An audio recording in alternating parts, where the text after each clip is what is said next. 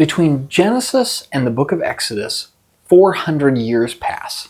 400 years after Israel and his family are reunited on Egyptian soil, saved by the providence of God and the faithfulness of Joseph, things have changed significantly.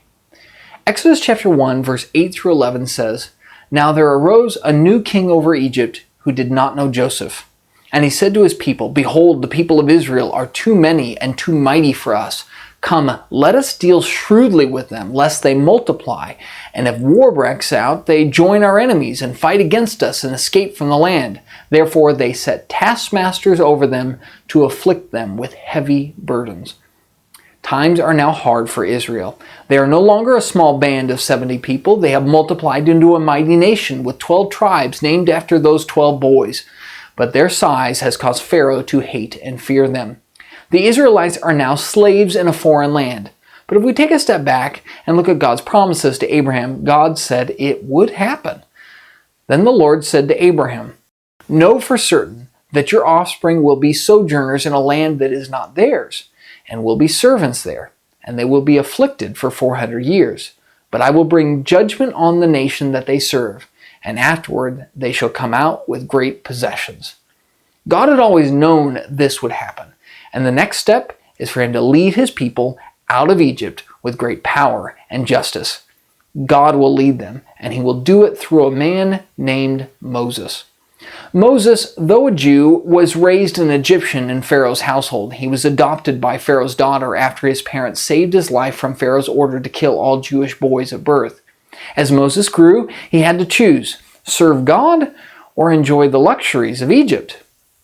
Moses chose God, and he was exiled. In Exodus 3, God visits Moses in his nomadic exile and tells him that he must go back to Egypt, confront Pharaoh, and lead the Israelites out of Egypt and into the Promised Land. When Moses confronts Pharaoh and tells him to let God's people go, unsurprisingly, Pharaoh says no. Moses warns Pharaoh that as long as he refuses, God will continue to afflict Egypt with plagues. In the end, it took 10 plagues before Pharaoh got the message. The 10 plagues God cursed Egypt with were massive, everything from turning the Nile into blood to devastating hail and devouring locusts, until eventually God strikes down every firstborn Egyptian son. It is this last plague, the death of the firstborn, that causes Pharaoh to relent and release the Israelites. When the Egyptian children died, God passed over the Israelite children and did not allow them to be harmed. This event would be commemorated every year in the Jewish festival called Passover. With a mighty hand, God leads the nation of Israel out of Egyptian slavery and off to a new life with Moses as their leader and Jehovah as their one and only God. God leads them with a pillar of cloud by day and a pillar of fire by night. They head toward the wilderness with God's protection. However, there's a final hurdle. Pharaoh changes his mind one last time. Infuriated at the loss of his slaves and hardened in heart, he musters his army and chases the Israelites to the edge of the Red Sea. In one final act of miraculous power, God parts the Red Sea, and the Jews walk through on dry ground to the other side.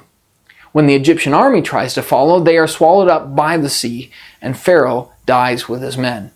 The New Testament will describe that event as the moment the Jews became God's people. "For I would not, brethren, have you ignorant that our fathers were all under the cloud, and all passed through the sea, and all were baptized unto Moses in the cloud and in the sea."